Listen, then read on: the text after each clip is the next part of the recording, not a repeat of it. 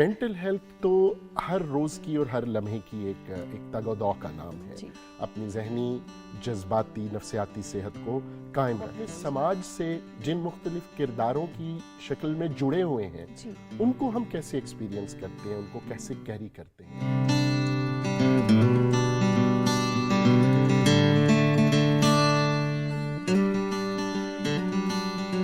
Doctor साहब, क्या है मेंटल हेल्थ और क्यों इसकी अवेयरनेस के लिए सिर्फ 1 महीना मुख्तस कर दिया जाता है? हालांकि हम इस शो पे अक्सर आपको बुलाते हैं और इस पर बात करते हैं। व्हाट इज मेंटल हेल्थ, और जब मेंटली आप हेल्दी ना हो तो क्या हो सकता है? Thank you Muniba.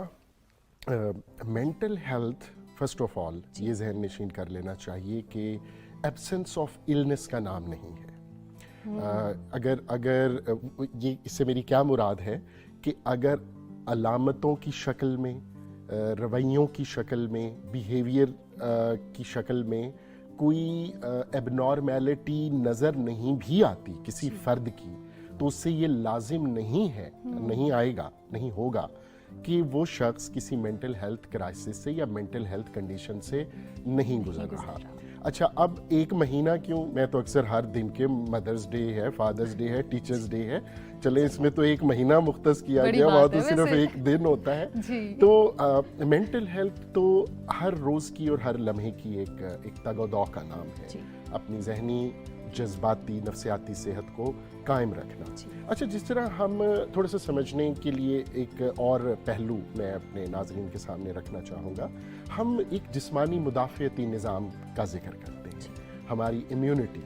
हम कोई बद परहेज़ी भी कर लें खाने पीने में, तो आप देखिए कि कुछ अफराद जो हैं उस बद परहेज़ी के नतीजे में भी ठीक रहेंगे, लेकिन कुछ जो हैं अगले दिन उनका गला ख़राब होगा या स्टमक अपसेट होगा। तो इससे मुराद ये है कि मुख्तलिफ अफराद का मुदाफ़ियती निज़ाम जो है वो मुख्तलिफ होगा। सो हम अपने नफ्सियाती मुदाफ़ियती निज़ाम को, अगर मैं थोड़ा सा अंग्रेज़ी का सहारा लूँ, उसे हम कहते हैं न्यूरो कॉग्निटिव इम्यूनिटी। नफ्सियाती जिस्मानी मुदाफ़ियती निज़ाम को बरकरार रखने के लिए हमारा तर्ज़ ज़िंदगी, जिसको हम लाइफस्टाइल कहते हैं, हमारा चीज़ों को देखने, सोचने समझने का अंदाज़, हमारे मयारात, हमारी तरजीहात, और फिर हमारे मुआशरे, और आपके प्रोग्राम के नाम के तवज्जुह से हम अपने समाज से जिन मुख्तलिफ किरदारों की शक्ल में जुड़े हुए हैं, उनको हम कैसे एक्सपीरियंस करते हैं, उनको कैसे कैरी करते हैं। हमने अपने आप से क्या तवक्कुआत वाबस्ता की हुई हैं, हमने समाज से क्या तवक्कुआत वाबस्ता की हैं, और जो समाज ने हमसे तवक्कुआत वाबस्ता की हुई हैं, उनको सर अंजाम देने के लिए हम कितनी अपनी ज़ाती, नफ्सियाती, जज्बाती जो ज़रूरियात हैं उनकी कुर्बानी दे बैठते हैं। इन तमाम मुहर्रकात के नतीजे में तायुन होता है कि कोई फ़र्द कितना ज़हनी या नफ्सियाती तौर पर सेहतमंद है। वाह, आई होप कि बहुत से लोग आज ये बात सोचेंगे कि it's okay not to be okay. कुछ नहीं होता अगर आपको ये लगता है कि सब कुछ आपके पास है, फिर भी अंदर खालीपन है, यू फील हॉलोनेस। आप अकेले नहीं हैं, we are all in this together. Doctor साहब, हाउ टू आइडेंटिफाई? जिस तरह उन्होंने कहा कि बाज़ दफ़ा आपको हल्का भी स्ट्रेस होता है, that does not mean you are depressed, but sometimes, जिसको हाई फंक्शनिंग डिप्रेशन कहते हैं, कि लोग हंसते खेलते बातें करते हुए पब्लिक आई में कामयाब होंगे एंड खुदा न खास्ता दे एंड अप किलिंग देमसेल्व्स, जो कि रिसेंटली एक सुपर मॉडल ने न्यूयॉर्क में अपनी बिल्डिंग से छलांग लगाकर अपनी ज़िंदगी ख़त्म कर ली।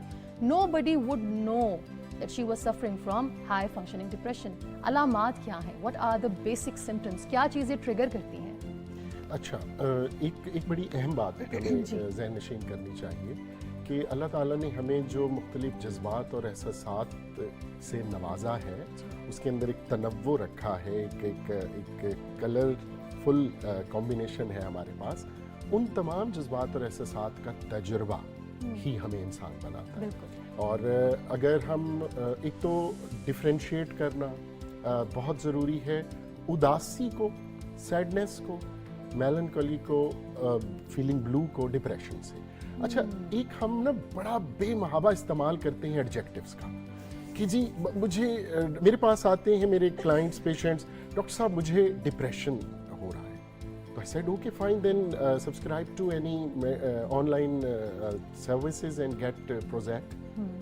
You don't need to tell me कि आपको डिप्रेशन हो रहा है, मुझे बताइए आप क्या महसूस कर रहे हैं, जी, आपके एहसासात क्या हैं। आप सुबह उठते हैं, आप लोगों के साथ बैठे होते हैं, रिलेशनशिप्स में खुद को कंडक्ट करते हुए, ऑफिस में अपने वर्क एनवायरनमेंट में खुद को कंडक्ट करते हुए आपको क्या दिक्कत पेश आ रही है, मुझे वो जानने में दिलचस्पी है। इसका तयन हम बाद में करेंगे कि आपको डिप्रेशन है सैडनेस या है, नहीं है। डिप्रेशन है या नहीं है। जी। अच्छा, एक और चीज़ बहुत अहम है, राज साहब ने भी उसका जिक्र किया बिलवास्ता, कि माइंड बॉडी एंड सोल, हमारा जिस्म, हमारा दिमाग और हमारी रूह, ये इंटीग्रेटेड सिस्टम है।